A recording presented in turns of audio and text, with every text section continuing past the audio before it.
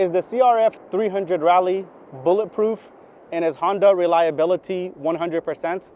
I would actually say no. This is the review that you guys have been waiting for. CRF 300 Rally ABS edition 2021, purchased in 2021 of October for $7,500. I have rode all the way from the state of Ohio all the way to Brazil, and now I'm just right outside of Montevideo, Uruguay. This is my last few kilometers of my trip, so I wanted to give a review, a real review of this motorcycle. All of the problems that it has had, all of the good, all of the bad, and all of the ugly. Let's start off on a positive note, and this is the absolute best thing about this motorcycle. Let me put this in neutral. Every single time from the United States all the way to Brazil, this motorcycle has started. Just like that. Every time I've gotten into the crash, it has started up right away. So let me demonstrate it to you.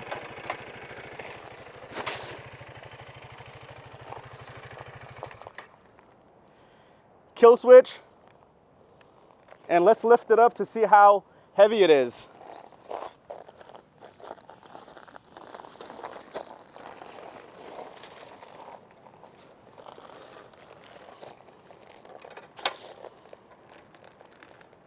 Definitely not too bad.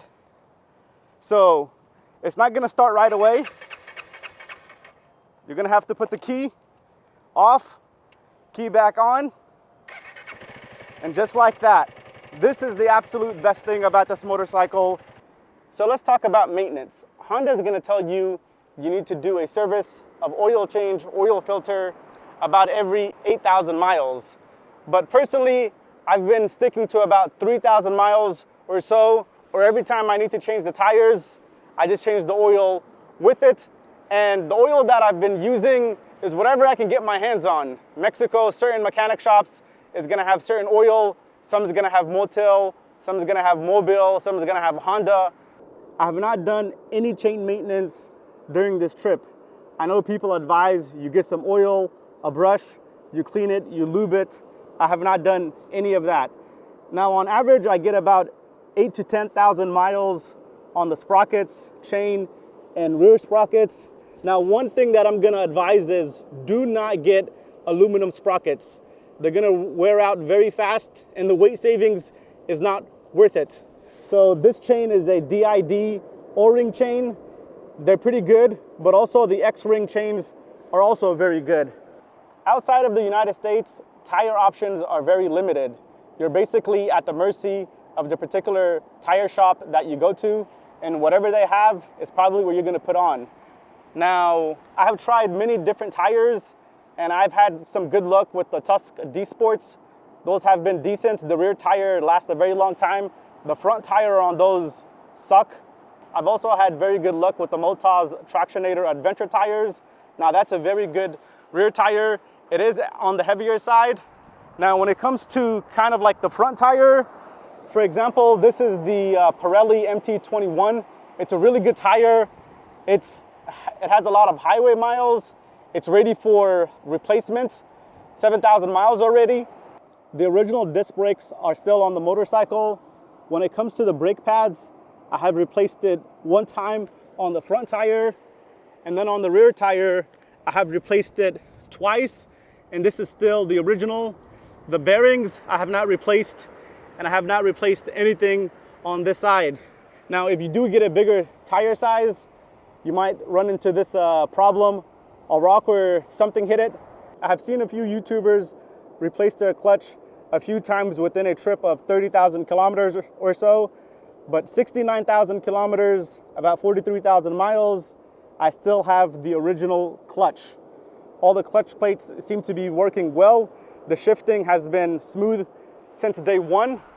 I even still have the original clutch cable, and one of my favorite things about this motorcycle is how light the clutch pull is.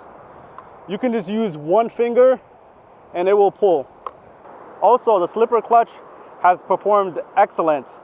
I might be in the 5th gear and need to get down to 4th gear, and then I just drop it and nothing happens. It goes right into gear.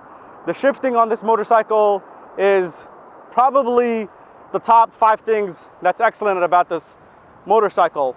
I also like the gauge cluster. It has a lot of information. You have a gear indicator, you have your miles, you have how many miles per gallon, how many gallons you used, you have your fuel and how much fuel you have remaining. You have a clock here. The fuel injection on this motorcycle is outstanding. We're at sea level right now, but I've been high as 15,000 feet, 5,000 meters, and it has performed excellent. Every single time it has started. This is the brake reservoir, and I've added oil 1 time. Now, regarding the brakes on the motorcycle, they're not that good. As I mentioned in the beginning of the video, this CRF does have ABS. You can see it in the gauge cluster with that orange light. Please, especially if you are a beginner, get yourself the ABS version. It's only a few $100s more, but it can be life-saving. As you can see in this clip here, there's a vehicle that's gonna run into me and I'm gonna be dead or seriously injured. I panic, I get on the brakes, and it did not skid. The ABS did its job. It's life-saving. I know some of you guys ride dirt and are worried that it's gonna impact your dirt riding. You can easily turn it off. A few $100s more, please get it. What determines your fuel mileage is gonna be your right hand and how often you're using this throttle. The less you're using it, the better fuel mileage you're gonna get. If you're gonna be driving about 70 miles an hour, 110 kilometers, you're gonna get about 50 miles to the gallon. 60 miles, you're gonna get about 62, 65 or so. And 50 miles, if that's your average speed, you're gonna get a whole lot better at about 70 miles. This fuel tank holds about 3.2 gallons or about 12.8 liters.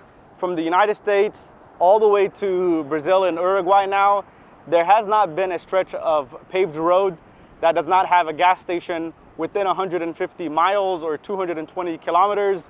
Yes, I do wish this tank was a little bit bigger, but I have not had to use any extra fuel pouches or fuel bags. So that's a really good thing.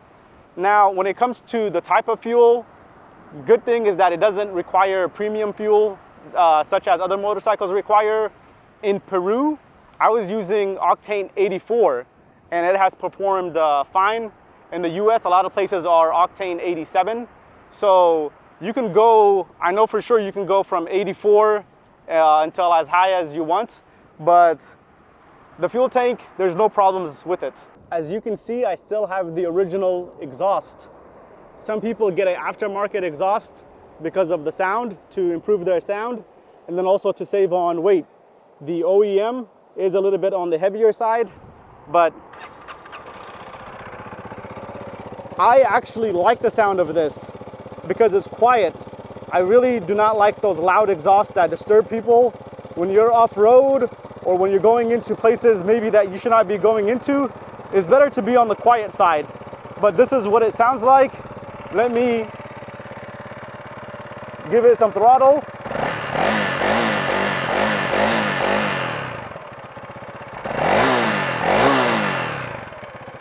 Oh my God, is that the stock suspension? Oh yes, that is. And did I ride it for 43,000 miles? Yes, I did.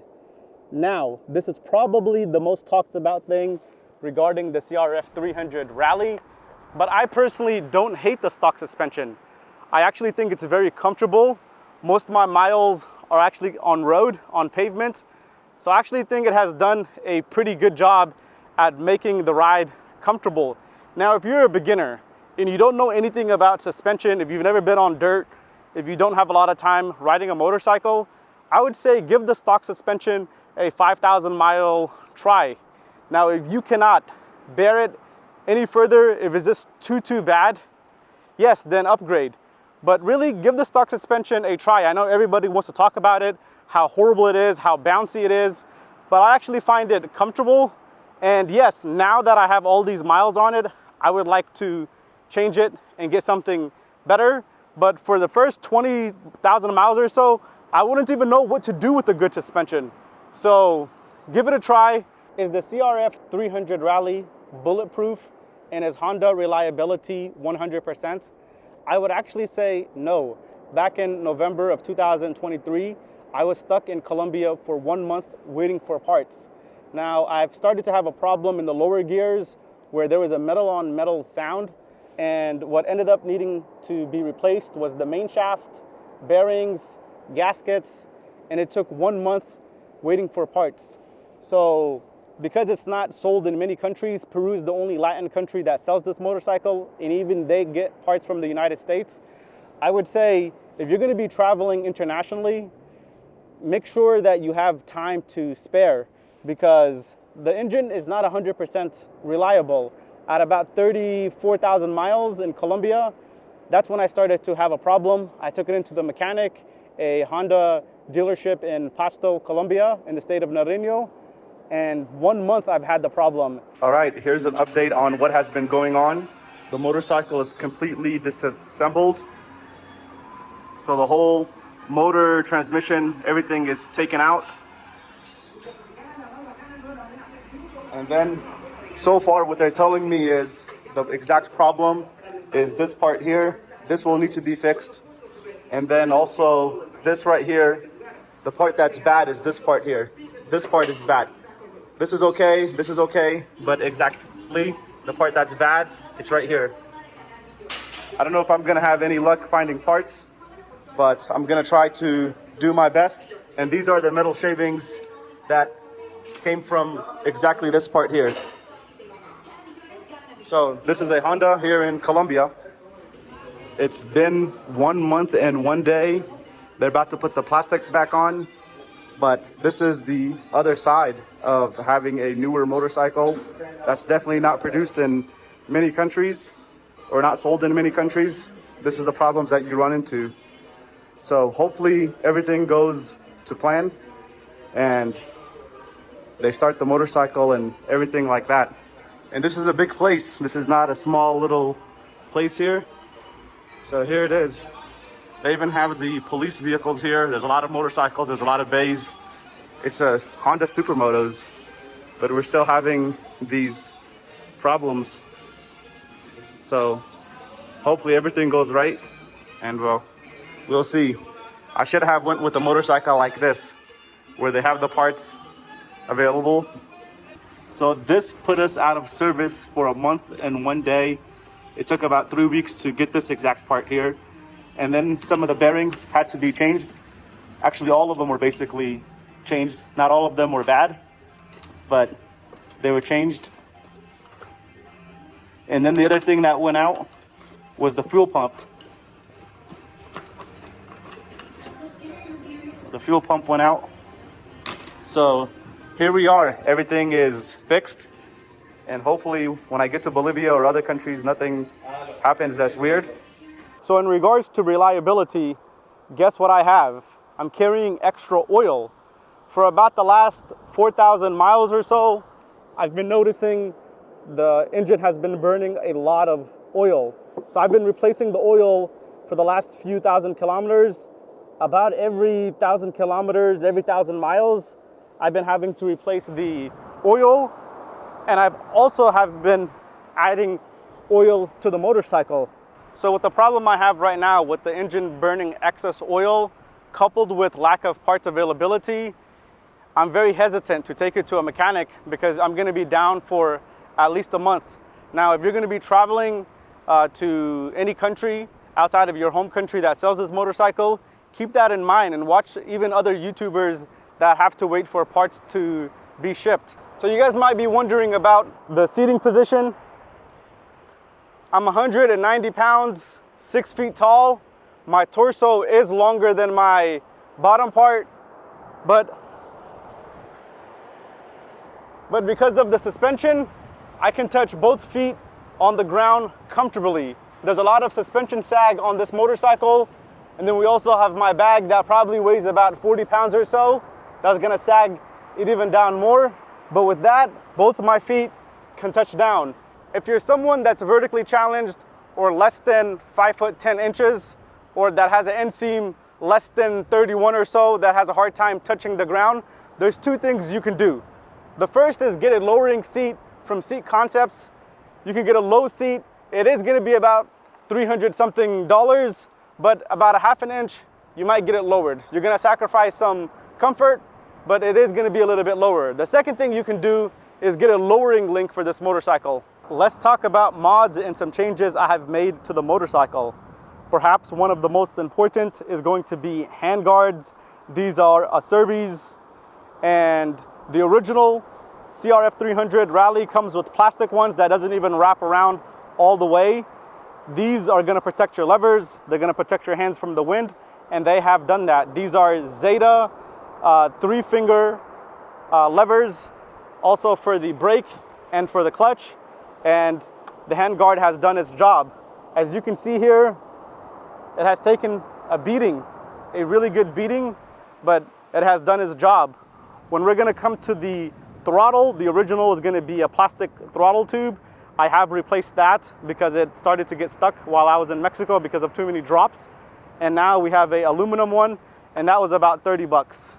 Perhaps the second most important mod is going to be a bash plate. The original comes with a very flimsy plastic one, but this is a metal one here. And look, if you're going to be going off-roading, make sure you have something that's going to protect your engine, because the rocks, they're going to jump up and they're going to hit it. Crash bars. I don't know if I'm 100% going to recommend them. They were about $200 and something.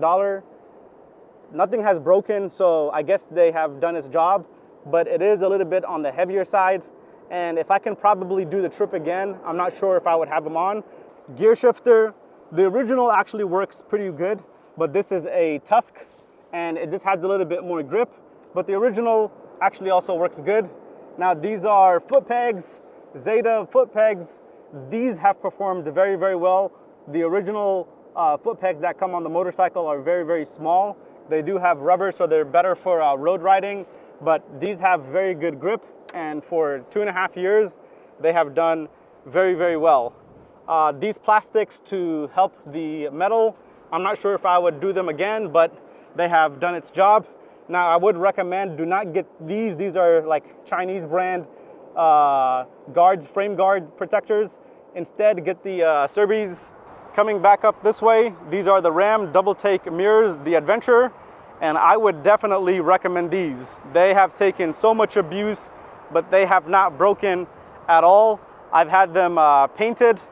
Here, this is the oil, brake oil reservoir, and I just put a CRF 300 thing. Doesn't really do anything, but it's there. Coming to the handlebars, these are Pro Taper bars. They're a little bit more thicker than the original. I'm not actually sure if I would do that again. Quad lock.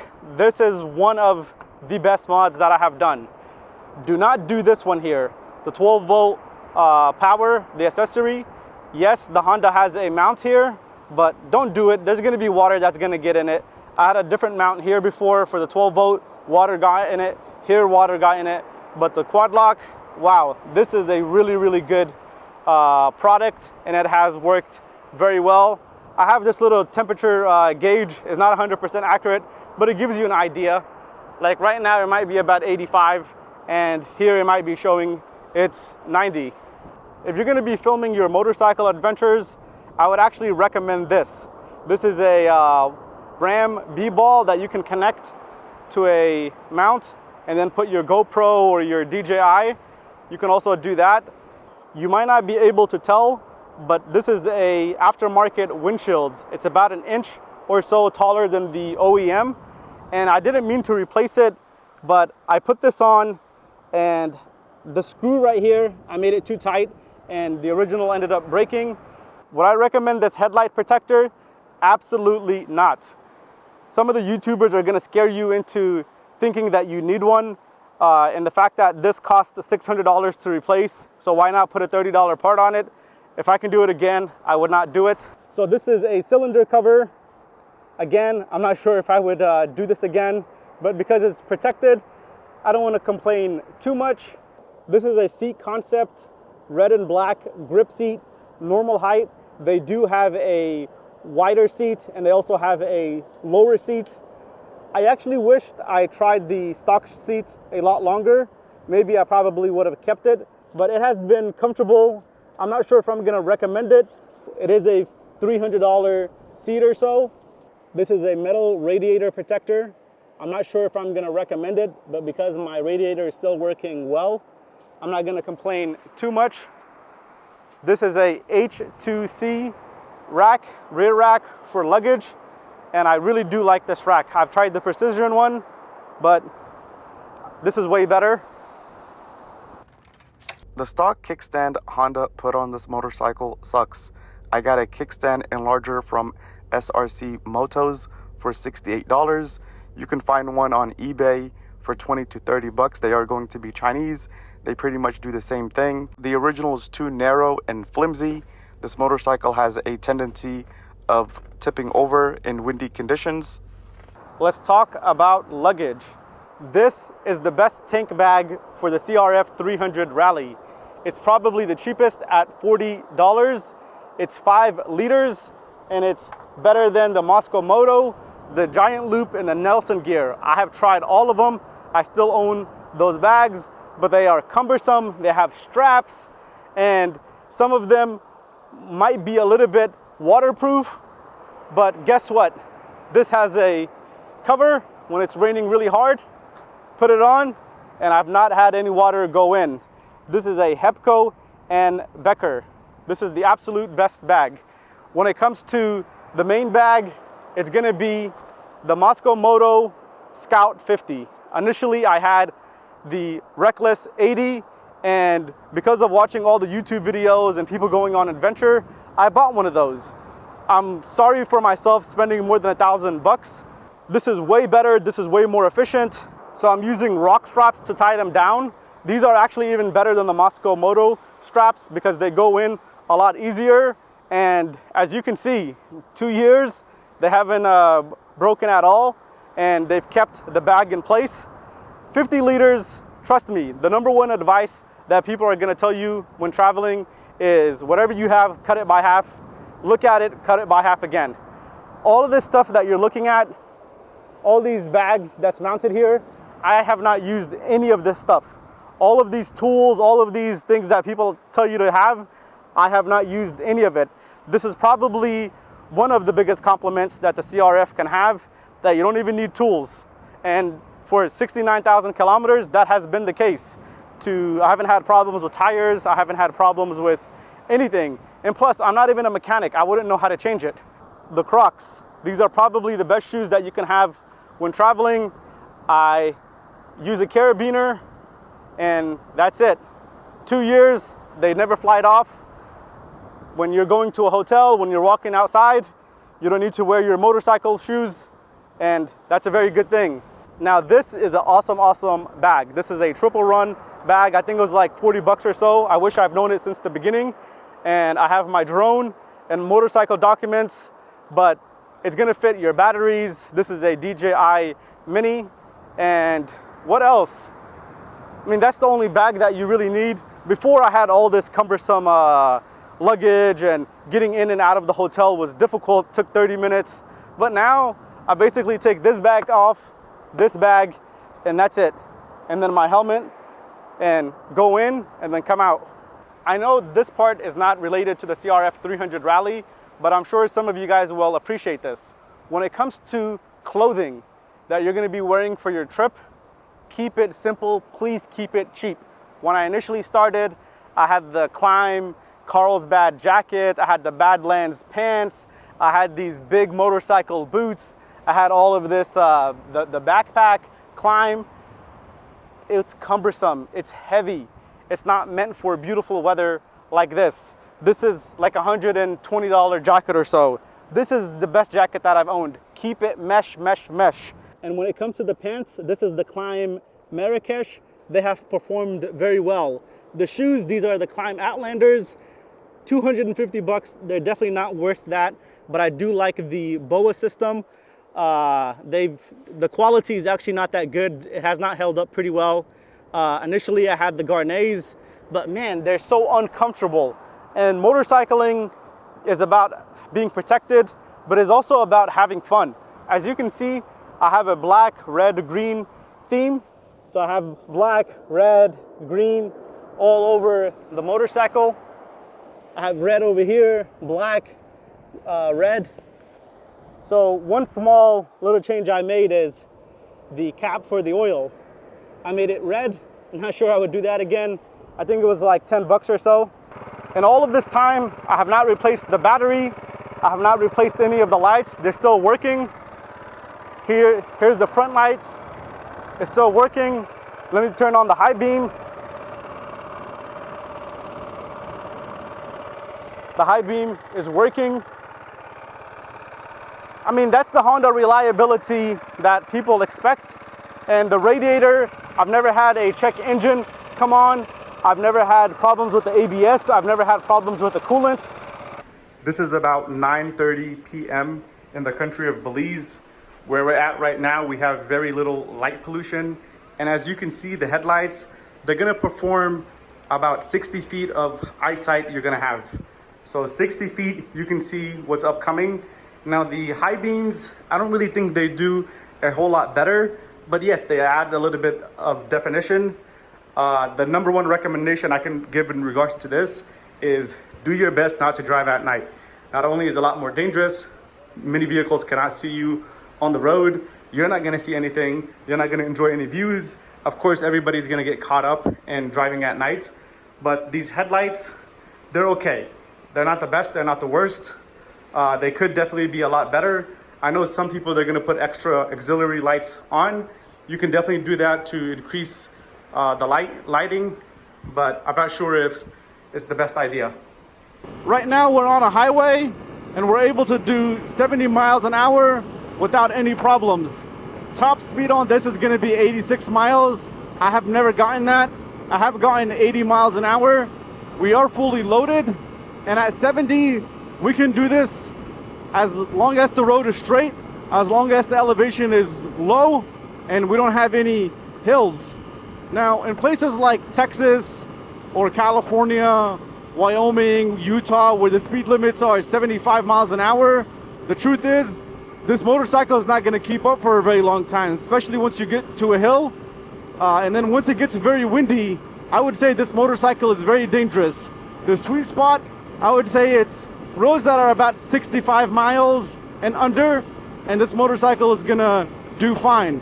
Once you start getting into situations where people are driving 75, 80, 85, I would say this motorcycle is unsafe, and I would not recommend it for the people that live in states or regions where the speed is very fast. Now, anything below the United States, from Mexico all the way to Brazil, you're most likely going to be the fastest vehicle on the road. So it has a very good seating position. You can see over a lot of these small vehicles. You can see what's coming up, especially on undivided highways. But it has good passing power, but when you're at 70, you're not going to have any more. So it can be dangerous in that sense, but most vehicles I will be passing. So one of the best things about this motorcycle is how light the clutch pull is. So we're right now in the 4th gear, and with just one finger, we're going to go to the 5th gear. And then with just another finger, we're going to go to the 6th gear. And then we're going to go back down to the 5th gear right now. So if you're going to be off-roading, using your clutch a lot, you're not going to get tired. The whole day you can be operating the clutch, getting off and on the clutch, and your hands are not going to be tired. It's very light and it's very responsive. And then the other great thing about the clutch is the slipper clutch. You can be in the 5th gear right now. This is an appropriate speed, and we can just drop it and get right back to 4th. We can drop it again, even though we're supposed to be in the 4th gear. So that's one of the best things about it. So another great thing about it is lane splitting. On this motorcycle, you can fit through many small spaces. So one of the big problems with this motorcycle is if there's a hill. If you're going 70 miles an hour and you get right near a hill, you're going to be dropped down to 50 miles. It just doesn't have enough power to go up the hill at a very even speed. Thank you, Uruguay. Motorcycles don't have to pay any tolls. And the handling on this is very good. You can go into many small places in and out. So we're at a stop here. We have a red light. And at any situation, I'm basically taking off in the second gear.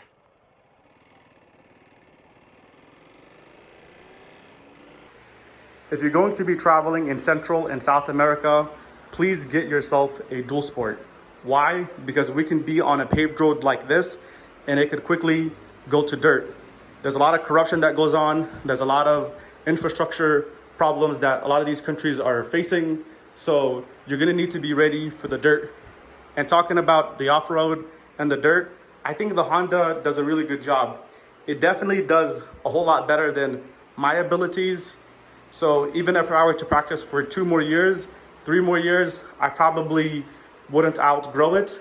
It's still light enough to do many of the things that you need to do. Put it in second gear, third gear, and it just chugs along. Most of my miles have been on the pavement, but I have done about maybe 5,000-6,000 kilometers off-road, and it has done everything well from the rocks. Now my sand riding really sucks, as you can see here, but every place that I have been to, I've gotten out. Oh my goodness. No. This is so steep. I think the best thing to do is not be scared and go.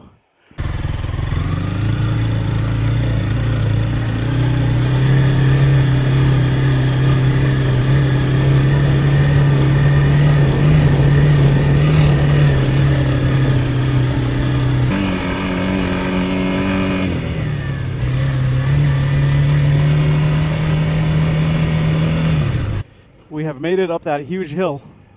Now, I just hope the terrain doesn't get so difficult because I just don't have like a lot of energy.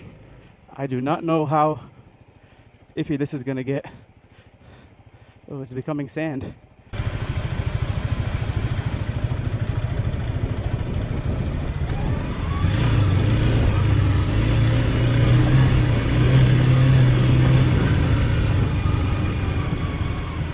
My goodness. Is this going to be the day of obstacles? It sure looks like that. What is the best thing for me to do? Maybe to ride it.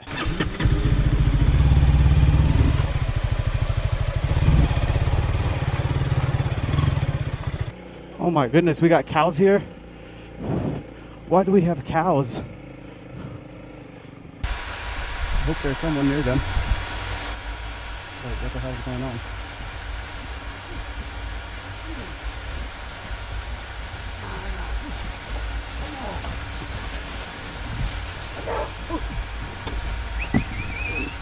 And the helmet you're looking at is the Klim Krios Pro.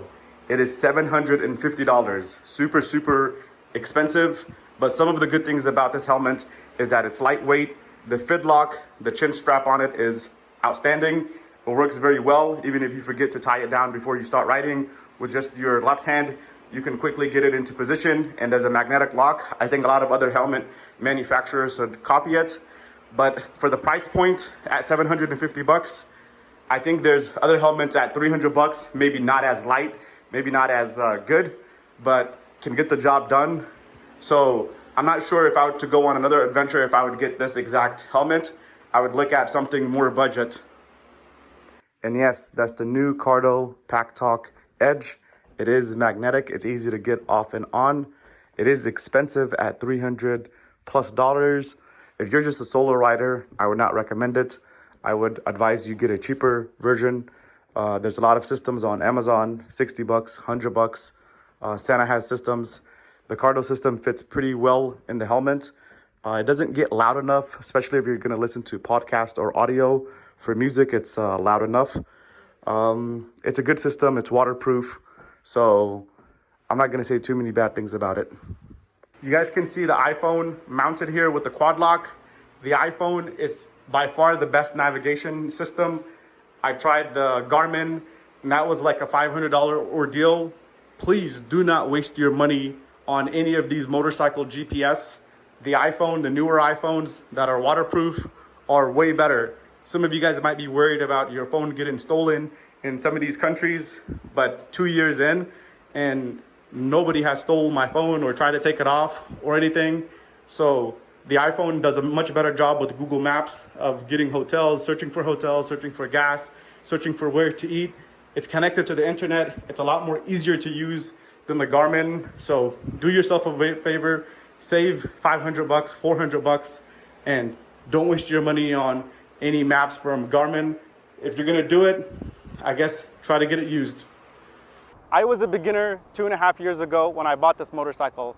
Now, would I recommend this motorcycle to beginners? The answer is absolutely. There's so many good things about it for beginners. With the light clutch pull, the ride quality is very smooth.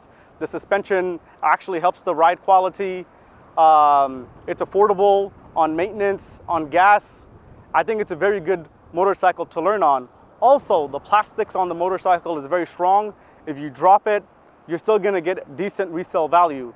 Now that I have experience, if I had an opportunity to do another international trip, would I take a CRF 300? The answer is actually no. I would probably look at the DR 650 or a XR 650L because they have a lot more power. The suspension seems to be a lot better. The fuel tank can be upgraded to 5 gallons or so, while this is about 3 gallons. I would try something different. I'm glad that I had this motorcycle because I was a beginner and it's very smooth and very simple as a beginner. But the fact that I have a little bit more experience now, I would not buy this motorcycle. And to anyone watching that has motorcycle experience, dirt experience, the CRF 300 might not be for you. If you're insistent on buying one, buy it used. For about $6,000, you can get a very lightly used CRF for maybe 3,000 miles on it, 2,000 miles on it. Ride it for a whole season. If you like it, keep it. If you don't like it, sell it for about $5,500. You might only lose 500 bucks on it. This is a motorcycle that you can just abuse. I've dropped it so many times. It's been in altitude, very, very high altitude. Thank you for watching this video. If you have any questions regarding the motorcycle, comment down below. I will respond to you. Share this video, like this video, and the next videos that I'll be having next is going to be about Mennonites. They're not going to be about motorcycle or motorcycle adventure. I hope you enjoyed this video. Ride on. Peace.